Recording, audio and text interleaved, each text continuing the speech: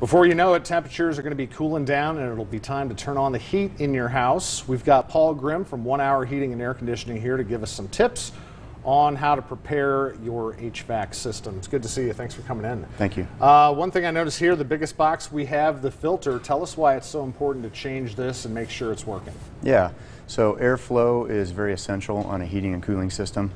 So before the season starts, we always recommend changing that filter, making sure you have good, proper airflow, and making sure that it can distribute through the house like it needs to. A dirty filter can cause a system not to run right, it can cause it to run hot, and maybe shut down the system. So this is an air filtration system. It does a really good job of getting the allergens. It's called our Micro Power Guard, and it's very loose knit, so it doesn't cause any air restrictions, doesn't cause any extra wear and tear on your blower motor, but will catch the pollens and all the small particles. And another thing you have here, pretty interesting, another device. Tell us what this is and how it works. Yeah, so this is a UV light. When you get into the winter months, the houses are closed in, don't open windows, doors, kind of stale air, everything kind of closes in, so indoor air quality is something that's more important nowadays. So if this is a UV light, it'll sit on top of your coil, and just like the sun, it produces a little bit of UV light, and moss doesn't grow on the south side of a tree because of that UV light.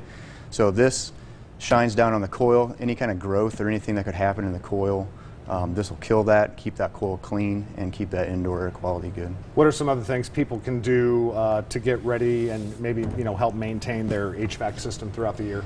A couple things. You can kind of go around their house. Sometimes you close off vents throughout the house to push air to one side or the other. You want to make sure that they're all open, they're all clean. You might hit them with a vacuum cleaner. Make sure there's no furniture. If you've rearranged any furniture or anything, make sure there's nothing that's blocking those registers, either the supplies or the returns. Make sure you have good airflow.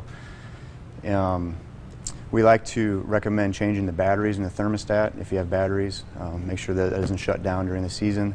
Go ahead and test that system out. Fire it up, let it run for a good 10 minutes. Make sure that it sounds right. You're going to burn that initial smell off for the season.